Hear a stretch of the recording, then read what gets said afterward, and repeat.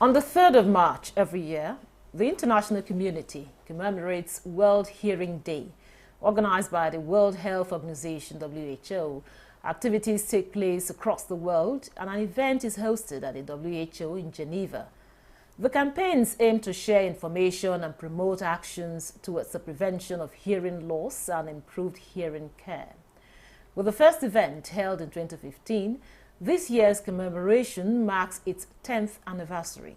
World Hearing Day 2025 has as its theme, Changing Mindsets, Empower Yourself to Make Ear and Hearing Care a Reality for All. This encourages people to recognize the importance of ear and hearing health and seeks to inspire positive changes in behavior to protect hearing from loud sounds and prevent hearing loss, as well as regular checkups.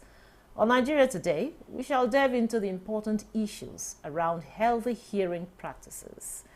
Thanks for joining us. I am Vicaria Clinton.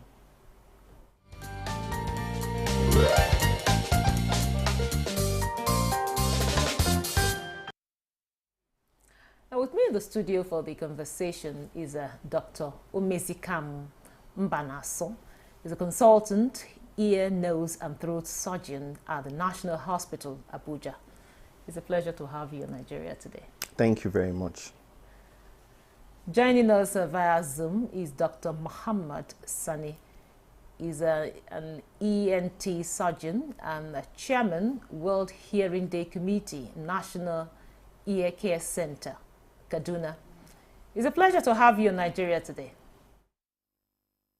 Good evening, and thank you for having me. I'm really excited to be with you. No, let me start with you, Dr. Mbanaso. You know, we often hear people go for eye check, some go for, dental care. But would you say people are really going for or doing same for the ear?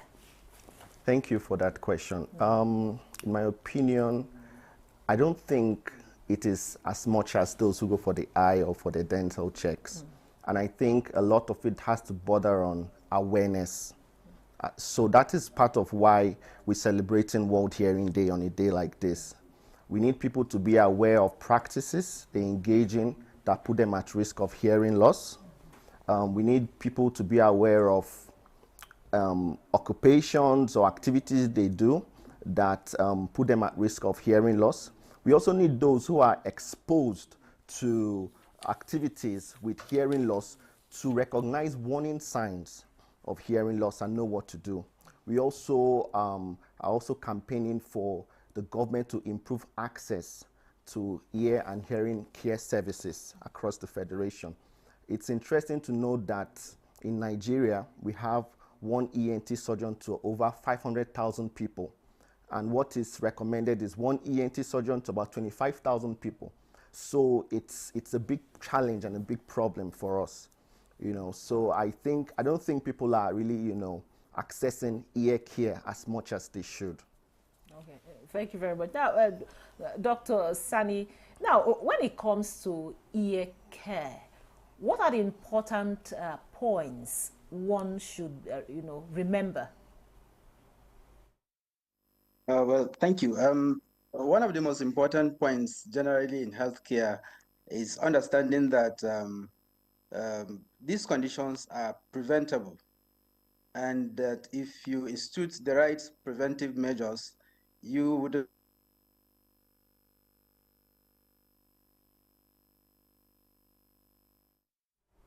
Okay, it's like we've lost him there due to maybe network issues. So, okay. Problem. I think. Yes, are you with me now? We can hear you. I was saying that one of the most important thing is the understanding that conditions leading to problems of the ear and hearing, most of them, up to 60%, are preventable. So understanding that you can actually protect yourself from your actions or inactions from getting ear or hearing problem is the key. It's one important message that we always want to pass to the general public. Once you can prevent your losing your hearing or having ear problems, then it's sorted out. The other thing is that the knowledge that almost any or every cause of hearing loss is curable. Actually, some people feel that when you are born with hearing problem, you should live with hearing problem and die with it. But it doesn't go that way. Every hearing problem, every cause of hearing loss is treatable, including genetic hearing problems and problems that comes with defects in the brain. They are all treatable. So once people understand this, I think they would have a change of mindset about what hearing loss is all about. Now back to you, Dr. Mbanaso. You earlier on you talked about some harmful practices people indulge in that could lead to hearing loss. Can you tell us some of these practices? Okay. I want to start off with the most common, which is the use of cotton buds.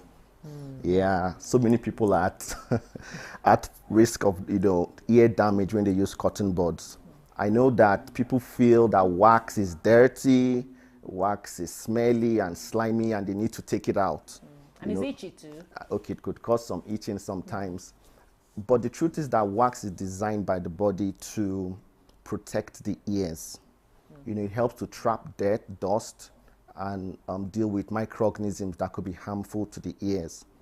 And so people who engage in using cotton buds or feathers or broomsticks or whatever into their ears, or matchstick in their ears, they could cause damage to their ear canal. They could further push in the wax. They could damage their eardrums, and that would cause hearing loss. It will actually worsen their problem.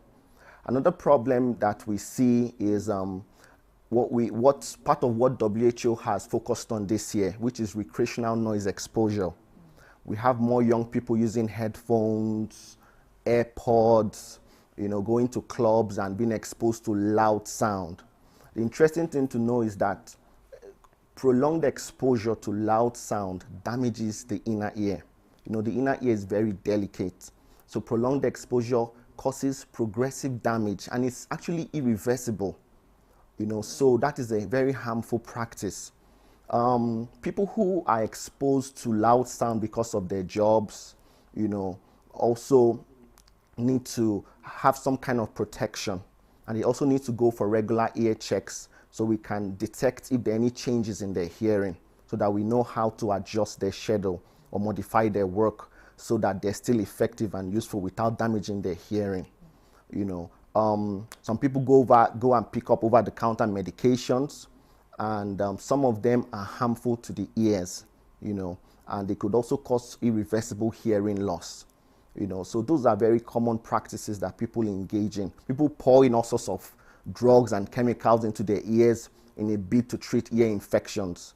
These are some harmful practices that need to be discouraged. And that is why we have a day like this, to bring awareness to people about practices like this and let them know what they can do when they have such conditions and what they need to do so that they can improve their ear and hearing care. Okay. Now, back to you, Dr. Sani. Dr. Mbanaso has mentioned the use of cotton bud, that it is very, very dangerous, the matchstick and the rest of them. Most times or sometimes you're tempted to use these things, especially when you have some kind of an itchy thing in your ear. So how do you take care of your ear when you have a situation like that, when you have some itching in your ear or something like that? So how do you take care of it? Well, itching in the ear is commonly caused by two things. It's either you have a skin allergy or there's an infection, most commonly a fungal infection. Most often it's just usually a reaction by the skin to some foreign material.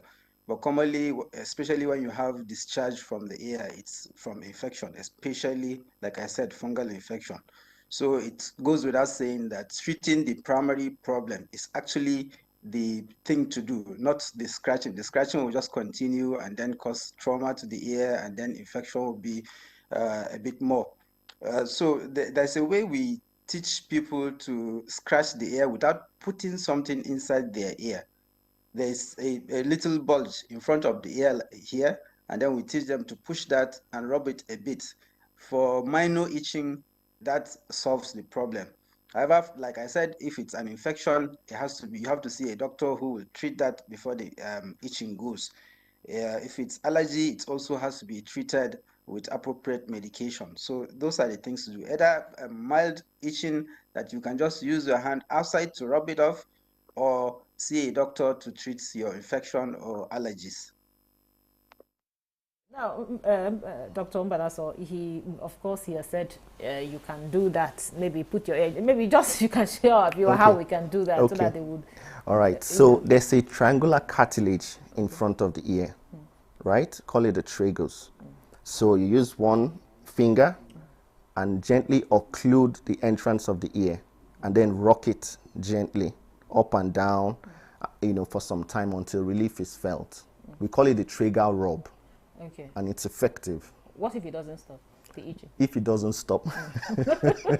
So if it doesn't stop, it might suggest a more serious underlying condition. Okay. And then you need to come in and see us. Yeah. Most of the time when I hear ENT surgeons or ENT doctors, so I will ask, what is really the connection? Sometimes your ear will itching, you'll be doing your throat will be, making some kind of sound if it will help. So what's really the connection? So the ear, nose, and throat are all interconnected.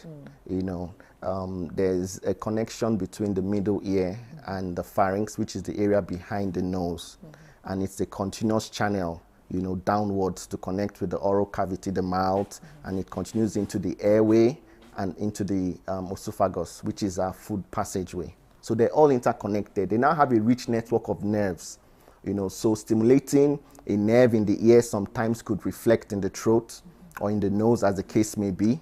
Problems in the nose can spread to the middle ear or can spread downwards into the oropharynx, which is the communication between the nasopharynx and downwards into the airway and food passageway. Okay, another thing I want to find out is, most of the time you see people that have ear problem, like they can't hear. People that have, how do they call it now? Deafness. Deafness. Yes. They find it difficult to talk very well. Yes. So, what could be the reason? Is it possible to have someone that can hear, but the person can't talk? Or, Okay, so the truth is that speech requires hearing to be acquired. Hearing is required for language development and speech development. So when someone is unable to hear, they are unable to talk. Some people develop hearing loss after they've been able to gain speech, right? Now, they can talk, but when they lose the ability to hear, it now interferes with their feedback. So we refer to those people as postlingual hearing loss. They can't speak. Their speech developed to some extent, but because they stopped hearing, it has now affected their speech. Such people could replead, and sometimes you see them shouting because they're unable to really modulate, their voice, how loud or intense their voice is. So it's just that interconnection that explains that. Yeah. Okay. Thank you very much. We will take a short break now, and the conversation will continue after the break. Don't go away. The implementation of the ruling is also dependent on another aspect or another arm of government. Nowhere in the world will allow under digital economy for banks not to be dispensing domestic currency in that economy. What will make this one different? We want to know what they do as occupation. All of these are attributes that are questions have been designed to investigate. In a few days to come, you see that we are all around their own crannies and everywhere in Nigeria, telling people to cooperate. Welcome to Nigeria Today.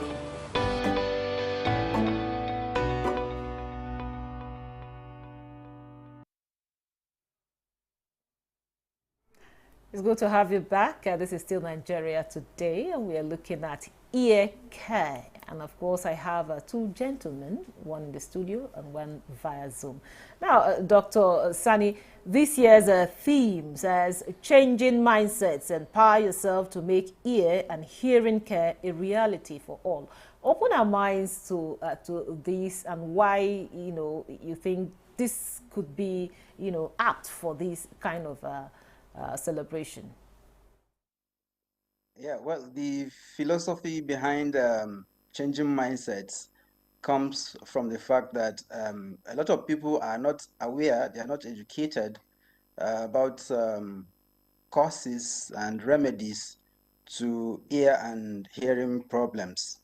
And this knowledge or understanding of the causes and how to prevent oneself is key. It's very important to reducing the number of people who have hearing problem. Like one example is what we have mentioned now. A lot of people feel it's okay to just put a cotton bud or a needle into the ear and scratch your itch or remove wax. While we know that the skin of the ear is really very, very delicate, and the eardrum is also close by. So any slight thing can actually injure the skin or even perforate the tympanic membrane and result in hearing loss. So these are really common beliefs. And one of the problems we have is people using hearing aid. I always give people the example that you don't find it difficult to use glasses when you have visual difficulties, but people have stigma in wearing hearing aid when they have hearing problems. So it's up to us. I mean, it's one of the aims of these changing mindsets to really explain to people that this is okay and the benefits outweigh any possible stigmatization. People don't like you said, the first question you asked is about people going for visual checks, but they don't go for hearing checks.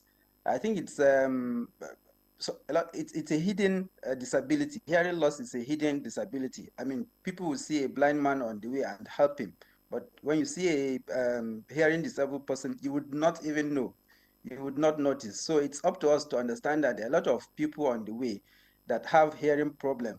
And I'm happy that NTA has provision for this sign language when they are broadcasting news.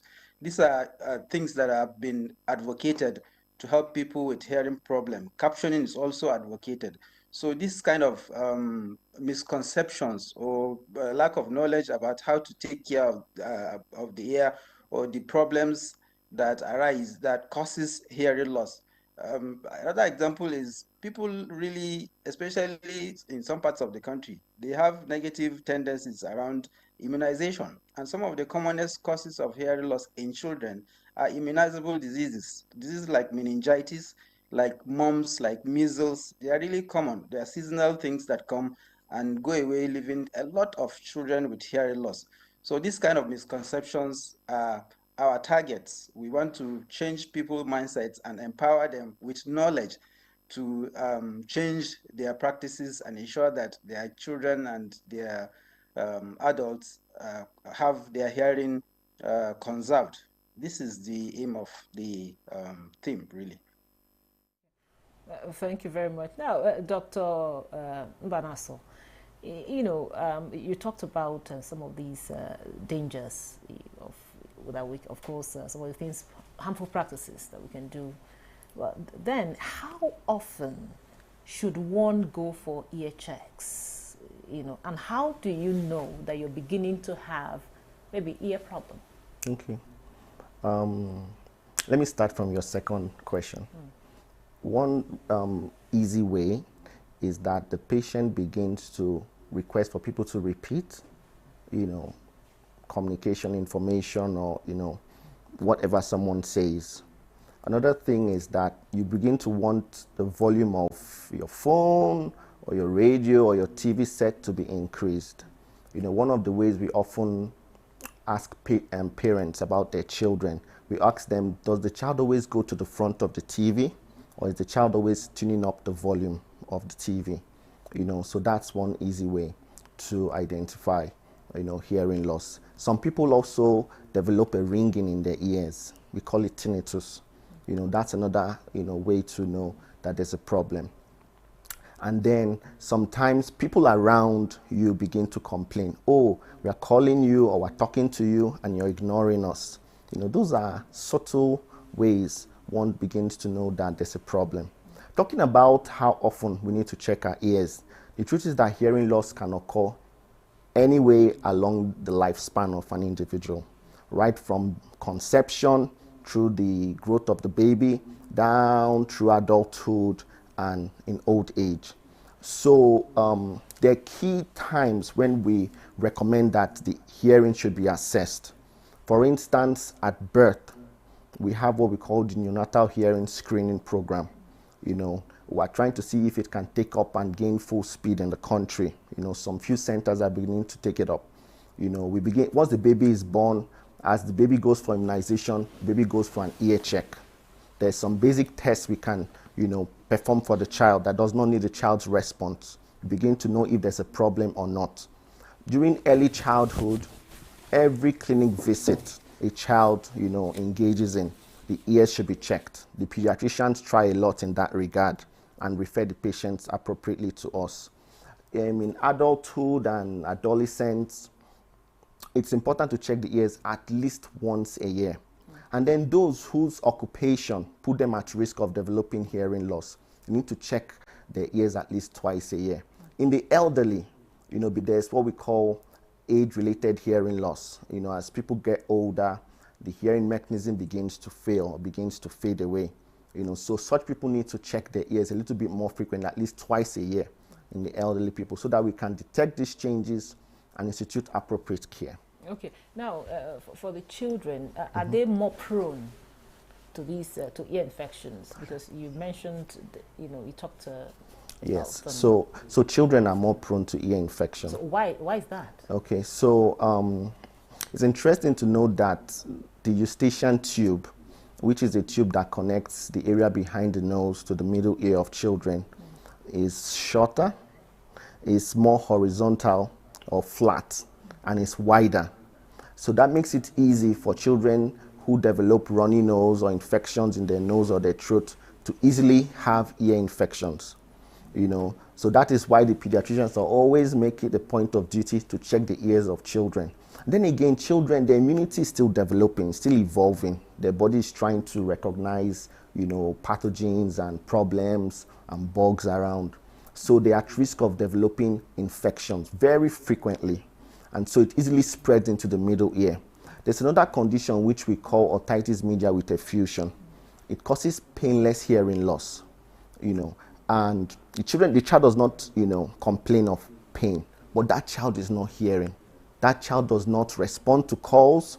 The child is performing poorly. The child's speech is also not well developed. So such children need to have their ears checked. Okay. Now, Dr.